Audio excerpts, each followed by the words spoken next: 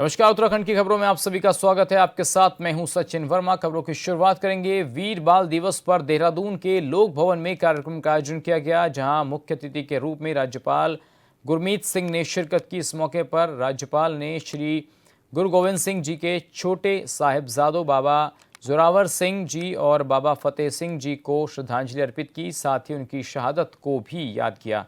कार्यक्रम को संबोधित करते हुए राज्यपाल ने कहा कि ये अवसर केवल स्मरण का नहीं बल्कि उस अद्वितीय त्याग और अदम्य साहस को आत्मसात करने का है। एट एवरी मोमेंट अंदर से एक आवाज आती थी कि गुरुओं का संदेश, राष्ट्र की सुरक्षा, द लीडरशिप रिक्वायर्ड फॉर चरित्र निर्माण और राष्ट्र निर्माण, मनुष्यता की सेवा, ये मैसेज सब तक जाना चाहिए। What is practical, what is the practicality of Sikhism, and you done such a wonderful job. And आज मुझे बहुत ऐसा लगा कि वाहेगुरु का बहुत हाथ था। दोनों किताबें इतनी सुंदर लग रही हैं, उनको स्पर्श करके, टच करके ही उसकी क्वालिटी इतनी सुंदर लग रही है।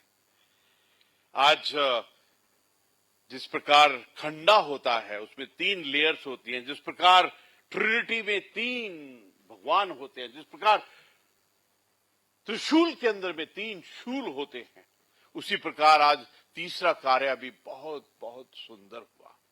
आज हरप्रीत संधू जी ने, जो पंजाब के स्टेट इंफॉर्मेशन कमिश्नर हैं, उन्होंने बहुत ही सुंदर कॉफी टेबल बुक बनाई। 66 पेज की किताब coffee table book. Coffee table book इसलिए बनाते हैं ताकि पढ़ने में आसान हो, उसमें विजुअल्स आए, उसमें दिमाग के ऊपर में इंप्रेशन हो, जो आपको दिखाई भी थी। 66 पेज। वो गुरु तेग बहादुर जी, उनके जन्म से लेकर और मार्टरडम तक का पूरा जो अध्याय है उसको बहुत ही सुंदर तरीके से बताया है। मैं रिक्वेस्ट करूंगा कि इसका प्रचार प्रसार हो, ताकि हम सबको ये आशीर्वाद मिले कि ये पुस्तक में क्या है। इसके अलावा उन्होंने एक बहुत अच्छा हैंडआउट बनाया है। देखने तो ऐसे लगता है जैसे कोई मैरिज कार्ड हो, ऐसे फ्लैप टाइप, लेकिन उसके अंदर में इतनी सुंदर इंफॉर्मेशन, जो गुरुद्वारा साहब हैं, जहां से ये प्रेरणा मिलती है, जहां अंदर ही दिल करता है कि मैं वहां जाकर मत्था टेकूं और उस वाइब्रेशन को मैं महसूस करूं। मुझे बहुत खुशी है कि वाहेगुरु ने मेरे को अवसर दिया।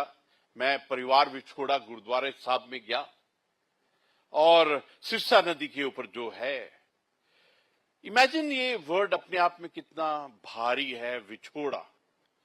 इमेजिन जब वो वर्ड परिवार साथ में जुड़ जाता है तो कितना गहराई होती है उस शब्द के अंदर में। मेरे को अवसर मिला, मैं चमकौर साहब भी गया। वहां पर जो 40 मुक्ते, जो साहबजादों ने अपने शहीदी दी, उस स्थान पर भी गया। I would request that in life you must visit these places. Once you go there, you feel the vibrations of these places. आज पूरा परिवार इकट्ठा हुआ है और पूरे परिवार ने, मेरे को पक्का मालूम है कि जो आज हमने सबक सीखे हैं, गुरु नानक देव जी का जो हुक्म एकम के अंदर में समाया हुआ है, वो एकता, वो विविधता में एकता, वननेस, जो एक नूर की बात की है। आज हमने जो बलिदान, सर्वोच्च बलिदान, वो सुप्रीम सेक्रीफाइस का जो सबक सीखा है, आज हमने पूरे परिवार से जो सबक सीखा है, पता नहीं प्रभु का खेल है। माता गुजरी का नाम, वो जो गुजरी था, किस किस यातनाओं से वो गुजरी। सीएम पुष्कर सिंह धामी चमोली पहुंचे, जहां उन्होंने 24वें वन विकास मेले पीपल कोटी 2025 में शिरकत की। इस दौरान अधिकारियों ने सीएम का स्वागत किया, कलाकारों ने सांस्कृतिक रंगारंग कार्यक्रमों की प्रस्तुति दी। वहीं कार्यक्रम को संबोधित करते हुए सीएम धामी ने जनता को सरकार की उपलब्धियां गिनाई और कई सरकारी योजनाओं के बारे में जानकारी भी दी।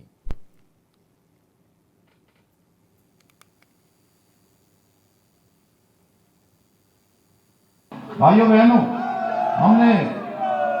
हमने उत्तराखंड में पनप रही विभाजनकारी मानसिकता पर अंकुश लगाने के लिए राज्य में एक नया कानून लागू करके मदरसा बोर्ड को समाप्त करने का भी निर्णय लिया है और अगले वर्ष से उत्तराखंड के सभी मदरसों में सरकारी बोर्ड के द्वारा निर्धारित पाठ्यक्रम ही पढ़ाया जाएगा।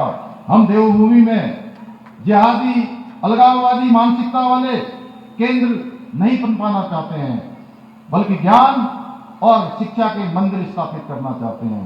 हमने राज्य में बच्चों को गुमराह करने वाले 250 से अधिक अवैध रूप से चलने वाले मदरसों पर ताला लगाने का भी काम किया है।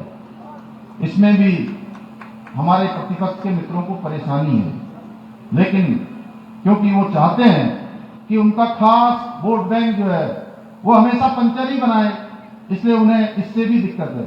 भाइयों बहनों, हमने राज्य में ऑपरेशन कालनेमी चलाकर राज्य में सनातन धर्म को बदनाम करने वाले पाखंडी और विधर्मों के खिलाफ भी हम कड़ी कार्रवाई कर रहे हैं। हर जिले में ये अभियान भी हमारे चलाए जा रहे हैं। कई घुसपैठिए सनातन धर्म की आड़ लेकर देवभूमि की पवित्रता और सनातन परंपराओं को कलंकित करने का काम कर रहे थे। हम चुन चुनकर उत्तराखंड से उनको बाहर निकालने का काम कर रहे हैं, लेकिन हमारे प्रतिपक्ष के लोगों को इसमें भी समस्या होती है। आज के इस अवसर पर मैं स्पष्ट रूप से कह देना चाहता हूं कि कोई भी देवभूमि की सांस्कृतिक विरासत, अस्मिता और मूल स्वरूप के साथ किसी भी प्रकार की छेड़छाड़ नहीं कर सकता है। भाइयों बहनों, हमारी सरकार ने जहां एक ओर राज्य में नकल माफियाओं पर अंकुश लगाने के लिए सख्त नकल विरोधी कानून लागू किया है, वहीं भ्रष्टाचार को जड़ से समाप्त करने के लिए जीरो टॉलरेंस की नीति के तहत कड़ी कार्रवाई भी सुनिश्चित की है, जिसके माध्यम से पिछले 4 वर्षों में हमने राज्य के अंदर 26,000 से अधिक युवाओं को सरकारी नौकरियां हमारे राज्य के अंदर प्राप्त हुई हैं। वहीं 100 से अधिक नकल माफियाओं को जेल की सलाखों के पीछे पहुंचाने का भी काम किया है, जो गरीब माता पिता के हक को लूट रहे थे। उनके हिस्से में आने वाली योग्यता, मेहनत, इन सब पर पानी फेर रहे थे, लेकिन हमने इसको बदला है। भाइयों बहनों, अब चयन का मानक कोई भ्रष्टाचार नहीं होगा, कोई भाई भतीजावाद नहीं होगा। अब चयन का मानक केवल और केवल एक होगा, योग्यता, क्षमता और प्रतिभा चयन का मानक होगा। भाइयों बहनों, हमने राज्य में भ्रष्टाचार करने वाले आईएएस, पीसीएस स्तर के अधिकारियों सहित 200 से अधिक लोगों पर सख्त कार्रवाई कर प्रशासन को पारदर्शी बनाने का भी प्रयास किया है। भाइयों बहनों, हमारे प्रधानमंत्री श्री नरेंद्र मोदी जी ने समस्त देशवासियों से आह्वान किया है कि सभी भारतवासी स्वदेशी उत्पादों का अधिक से अधिक उपयोग करें, जिससे कि भारत आत्मनिर्भर भारत का जो संकल्प है वो और सशक्त हो। मुझे प्रसन्नता है कि इस मेले में हमारे स्वदेशी उत्पादों के कई स्टॉल लगे हैं, जिनमें हमारे स्थानीय कारीगरों को, शिल्पकारों को, हस्तशिल्पियों को, किसानों को और महिला समूह द्वारा निर्मित उत्पादों को प्रदर्शित किया गया है। मुझे पूरा विश्वास है आप सभी अधिक से अधिक इन स्वदेशी उत्पादों का उपयोग कर आदरणीय प्रधानमंत्री जी के इस आह्वान को एक जन आंदोलन का रूप देकर विकसित भारत, आत्मनिर्भर उत्तराखंड बनाने के हमारे विकल्प रहित संकल्प को साकार करने में अपनी महत्वपूर्ण भूमिका निभाएंगे। वीर बाल दिवस पर सीएम धामी ने नैनीताल स्थित श्री गुरुद्वारा साहिब में मत्था टेका। इस मौके पर सीएम ने धर्म और संस्कृति की रक्षा के लिए अपना सर्वस्व न्यौछावर करने वाले साहिबजादे बाबा जोरावर सिंह जी और बाबा फतेह सिंह जी को श्रद्धांजलि अर्पित की। इस अवसर पर केवल स्मरण का नहीं, बल्कि उस अद्वितीय त्याग और अदम्य साहस को आत्मसात करने का है, जिसने ये संदेश दिया कि धर्म, सत्य और राष्ट्र की रक्षा के लिए किसी भी प्रकार का समझौता स्वीकार नहीं होता। बालावस्था में भी साहिबजादों ने जिस दृढ़ता, आस्था और वीरता के साथ अत्याचार का सामना किया वो मानव इतिहास में अद्वितीय है।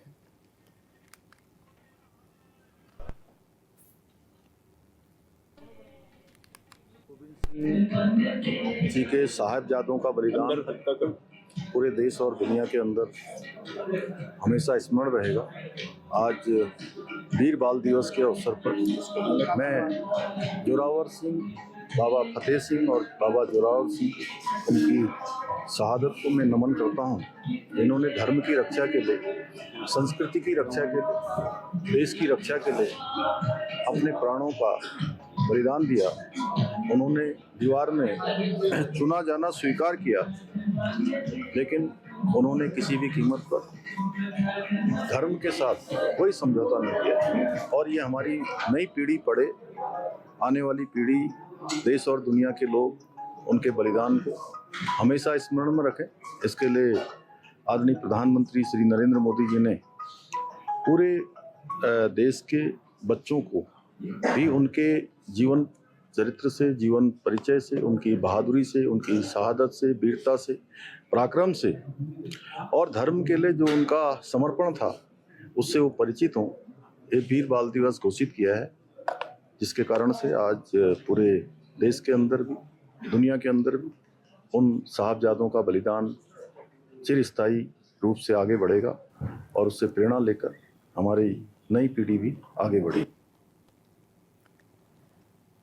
बीजेपी प्रदेश प्रवक्ता मथुरा दत्त जोशी ने कहा कि राज्य में राजनीतिक अस्थिरता को लेकर चलाए जा रहे इस तरह के समाचारों का कोई अस्तित्व नहीं है और ना ही उनकी कोई जरूरत है। उन्होंने स्पष्ट किया कि उत्तराखंड में भारतीय जनता पार्टी की सरकार पूरे तरीके से स्थिर और मजबूत है, कहीं किसी को बदले जाने जैसी कोई बात नहीं है। जोशी ने कहा कि विपक्षी दल और कुछ लोग केवल अफवाहें फैलाकर सरकार को अस्थिर करने की कोशिश करते हैं, लेकिन ऐसी राजनीति ज्यादा दिन नहीं चलती।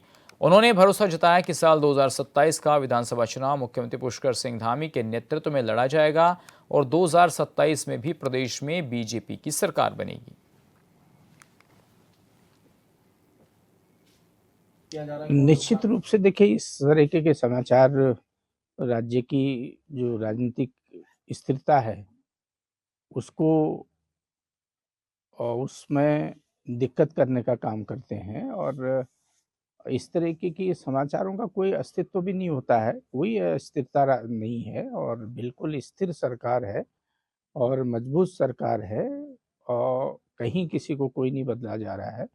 मैं, जहाँ तक हमारा मानना है, 2027 का चुनाव माननीय धामी जी के नेतृत्व में होगा और 27 में भी जो सरकार बनेगी, भारतीय जनता पार्टी की सरकार बनेगी, उसका नेतृत्व भी धामी जी ही करेंगे। इस तरह की अफवाहें देखिए राजनीति में चलती रहती हैं। वो कुछ जो विपक्षी लोग होते हैं, कुछ लोग इस तरह की अफवाहें फैलाकर सरकार को अस्थिर करने का काम करते हैं, राजनीतिक अस्थिरता पैदा करने का काम करते हैं और राजनीति में चलती रहती इस तरह की अफवाहें, लेकिन सरकार में कहीं पर भी कोई दिक्कत नहीं है और निश्चित रूप से 2027 का चुनाव माननीय धामी जी के नेतृत्व में लड़ा जाएगा। ज्योतिर्मठ में बढ़ रहे नशा प्रचलन और बाहर से आ रहे नशे को रोकने के लिए अब क्षेत्र की महिला शक्ति, जनप्रतिनिधि और व्यापारी एकजुट होकर सड़कों पर उतर आए हैं। जहां बीजेपी और कांग्रेस पार्टी को लेकर तमाम अन्य दल के कार्यकर्ता भी इस नशे के खिलाफ निकाली गई रैली में शामिल हुए। इस दौरान व्यापारियों ने नशा उन्मूलन रैली को अपना समर्थन देते हुए बाजार को पूर्ण रूप से बंद रखा। वहीं रैली को देखते हुए पुलिस प्रशासन ने सुरक्षा के पुख्ता इंतजाम रखे।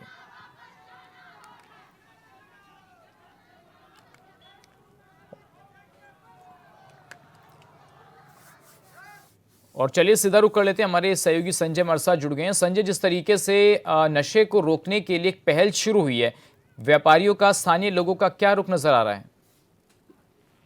जी देखिए, जिस तरह से लगातार ज्योतिर्मठ नगर में नशे का कारोबार फल फूल रहा है और साथ ही बाहर से जिस तरह नशा जो है देवभूमि में पहुंच रहा था, उसको लेकर के अब जो है ज्योतिर्मठ की जो जनता है वो एकजुट हो चली है और 9 वार्डों की जो महिला मंगल दल, महिला शक्ति है, जनप्रतिनिधियों के साथ मिलकर तमाम पार्टी के कार्यकर्ता और व्यापार संघ ने एकजुट होकर के आज नशा उन्मूलन रैली निकाल करके ज्योतिर्मठ नगर से रैली के माध्यम से एक संदेश दिया है कि अगर शासन प्रशासन पुलिस प्रशासन सहयोग जारी रखेगा तो इस जो युवा पीढ़ी में बढ़ते नशे का जो प्रचलन चल रहा है इसको जो है समूल इसका नाश किया जाएगा और इसके लिए पूरे ज्योतिर्मठ की जनता को एक होना पड़ेगा और साथ ही प्रशासन और पुलिस प्रशासन को भी सहयोग करना पड़ेगा। उसके बाद ही जो ज्योतिर्मठ देवभूमि से जो है नशे को उखाड़ फेंका जाएगा।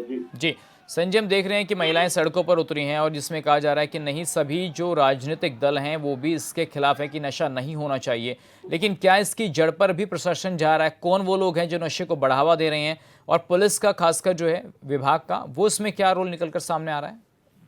देखिए पुलिस प्रशासन जो है बढ़ते जन दबाव के बाद जो है पुलिस प्रशासन अभी की अगर बात की जाए तो बिल्कुल सक्रियता से कदम उठा रहा है और एसओजी से लेकर तमाम जो संस्थाएं हैं पुलिस विभाग की वो सक्रिय हो चली है। नगर क्षेत्र में धरपकड़ जारी है और इनकी जड़ तक पहुंचा जा रहा है जहां से ये नशा आता है और जो इसकी प्राथमिक कड़ी होती है उसको चोट पहुंचाने की पूरी तैयारी चल रही है। और पुलिस प्रशासन ने भी कहा है कि तमाम जो व्यापारी वर्ग है, तमाम जनता है और साथ ही जो महिला शक्ति है, परिवार के लोग हैं और जिनके बच्चे जो हैं अभी इस जंजाल में फंस चुके हैं, वो जो हैं अगर समर्थन देते हैं, वो सहयोग करते हैं तो पुलिस जो है एक एक को जो है पकड़ करके और पूरे ज्योतिर्मठ नगर से जो है नशे को जड़ से मिटाने का संकल्प ले चुकी है और उसके लिए पूरे नगर को जो है एक साथ होकर पुलिस को सहयोग करना पड़ेगा। जी संजय, हम देखते हैं कि जिस तरीके से विरोध होता है तभी प्रशासन भी एक्टिव होता है और नशे का मुद्दा कोई ये एक जिले का नहीं है। मुख्यमंत्री जी पूरे प्रदेश से कह रहे हैं कि नशा मुक्त होना चाहिए, लेकिन जब सड़कों पर लोग उतर जाते हैं क्या प्रशासन तभी एक्टिव होता है या इससे पहले कुछ और गिरफ्तारियां हो चुकी हैं इस मामले में? देखिए जब से अभी पिछले 2 हफ्ते से लगातार ये जन जागरूकता अभियान और जो स्थानीय समुदाय है नशे को लेकर के जो है यहाँ पे आंदोलन छिड़े हुए है और आज जब विशाल रैली के माध्यम से भी यहाँ पे पुलिस प्रशासन सहित जिला स्तरीय प्रशासन को सजग किया गया कि अगर शासन स्तर से पुलिस स्तर से अगर कार्रवाई में तेजी नहीं लाई जाती तो जनता जनार्दन जो है आगे की कार्रवाई करने में सक्षम है। लिहाजा पुलिस प्रशासन ने भी धरपकड़ शुरू कर दी है और अभी 48 घंटे के भीतर जो है अभी एक स्मैक तस्कर को जो है ज्योतिर्मठ के समीप से पकड़ा गया है। तो इस तरह की कार्रवाई के बाद जो है पुलिस भी सजग हो गई है और आने वाले दिनों में अगर इसी तरह का अभियान जारी रहेगा तो वो दिन दूर नहीं कि जब ज्योतिर्मठ से जो है नशा पूरी तरह जो है हट जाएगा। जी ठीक है, चलिए संजय, आपका शुक्रिया इस तमाम जानकारी के लिए। तो नशे के खिलाफ लोग सड़कों पर उतरे और प्रशासन भी जो है वो अलर्ट मोड पर है। देखना होगा फ्यूचर में ज्योतिर्मठ में नशे को लेकर और क्या एक्शन चलते हैं। बढ़ते हैं आगे। बांग्लादेश में हिंदू समुदाय पर हो रहे कथित अत्याचारों और निर्मम हत्याओं के विरोध में विकासनगर में कांग्रेस कार्यकर्ताओं ने जोरदार प्रदर्शन किया। इस दौरान जिला कांग्रेस कमेटी के नेतृत्व में पहाड़ी गली चौक पर बांग्लादेश का पुतला दहनकर आक्रोश जताया गया और सरकार के खिलाफ जमकर नारेबाजी की गई। इस दौरान जिला कांग्रेस अध्यक्ष संजय किशोर ने कहा कि बांग्लादेश में लगातार हिंदुओं को निशाना बनाया जा रहा है।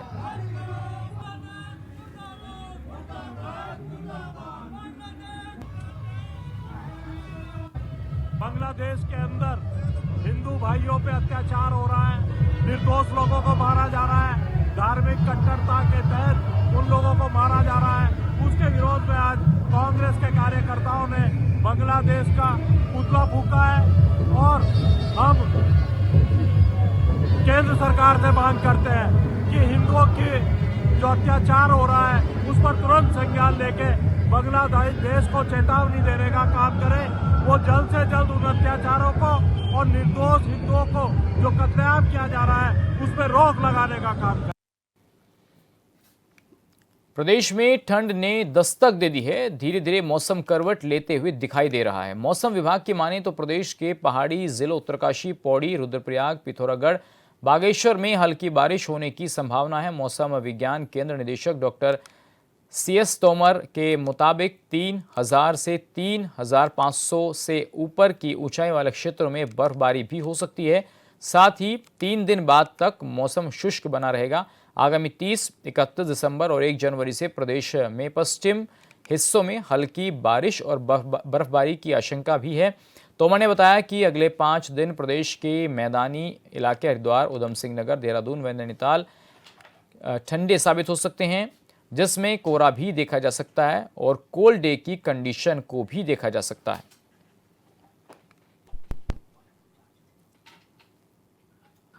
देखिए, अभी जो है एक पश्चिमी विक्षोभ का थोड़ा सा असर जो है राज्य में देखा जा सकता है। तो आज भी हम कुछ जो पहाड़ी जो हमारे जनपद है जैसे उत्तरकाशी, चमोली, रुद्रप्रयाग और पिथौरागढ़ और उसमें कुछ ऊंचाई वाले इलाके हो सकता है कि बागेश्वर में भी, तो वहाँ पे बहुत हल्की से हल्की बारिश हो सकता है। और ये जो 3500 मीटर 3500 मीटर से ऊंचाई वाले इलाके हैं वहाँ पे कहीं-कहीं पे बर्फ़बारी भी बहुत हल्की से बहुत हल्की हल्की से बहुत हल्की बर्फ़बारी हो सकती है। इसके अलावा अगले उसके बाद अगले 3 दिन तक जो है मेनली ड्राई रहने का उम्मीद है प्रदेश में। फिर 30 तारीख से एक और पश्चिमी विक्षोभ जो है एक्टिव हो रहा है। इसमें भी हमारे को लेकिन बारिश जो है हल्की से बहुत हल्की बारिश और बर्फ़बारी की आशंका है। वही 4 जो हमारे जो नॉर्थ में जनपद है जो मैंने बताया है, वही जनपद में हमारे को आशंका बन रही है कि बहुत हल्की से बहुत हल्की बारिश या बर्फ़बारी है ना, और 3500 मीटर से ऊपर में बर्फ़बारी की ही आशंका होगी। बाकी जो है और चलिए आपको राजधानी की तस्वीर दिखाते हैं जहां वीर बाल दिवस कार्यक्रम का आयोजन हो रहा है। देखिए,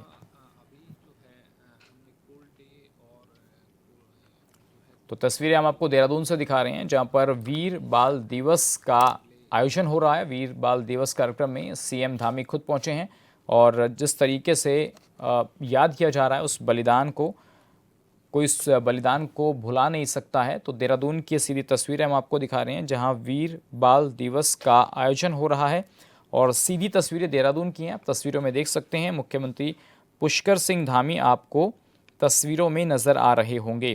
तो अलग अलग जगह पर या जिस तरीके के कार्यक्रम जो हैं वो आयोजित हो रहे हैं जिनमें तमाम जो जनप्रतिनिधि हैं वो पहुंच रहे हैं। और ये देखिए तस्वीरें आ रही हैं जहां पर मुख्यमंत्री पुष्कर सिंह धामी सिख समाज के लोगों के साथ आपको नज़र आ रहे हैं। तो ये तस्वीरें हम आपको दिखा रहे हैं वीर बाल दिवस की। तमाम लोग भी यहाँ पर पहुँचे हैं वीर बाल दिवस में। तो 26 दिसंबर 2025 का ये दिन है जब वीर बाल दिवस मनाया जाता है। तो तस्वीरें हम आपको दिखा रहे हैं, मुख्यमंत्री पुष्कर सिंह धामी ने शिरकत की है।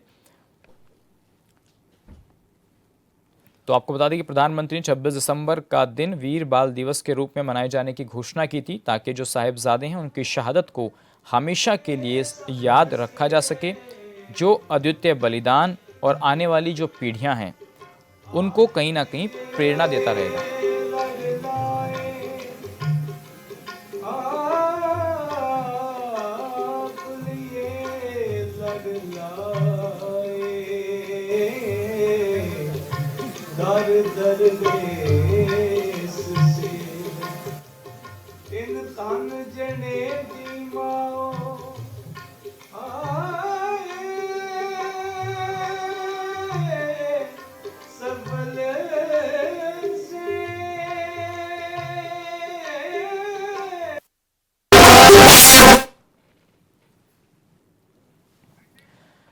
तो वीर बाल दिवस की तस्वीरें हम आपको दिखा रहे हैं जहां वीर बाल दिवस जो है वो हर वर्ष की 26 दिसंबर को मनाया जाता है। और क्यों मनाया जाता है? क्योंकि जो 10वें सिख गुरु थे गुरु गोबिंद सिंह जी, उनके पुत्रों यानी कि उनके साहिबजादों की शहादत के सम्मान में ये दिन मनाया जाता है। तो भारत सरकार के जो शिक्षा मंत्रालय है उसके अनुसार इस दिन का उद्देश्य बच्चों और युवाओं को साहिबजादों के साहस और बलिदान के प्रेरणा से अवगत कराना भी है और इसके साथ साथ एक प्रेरणा देना भी है जो आने वाली पीढ़ियां हैं। तो किसकी याद में मनाया जाता है? यह दिन गुरु गोविंद सिंह जी के छोटे साहिबजादों की याद में मनाया जाता है।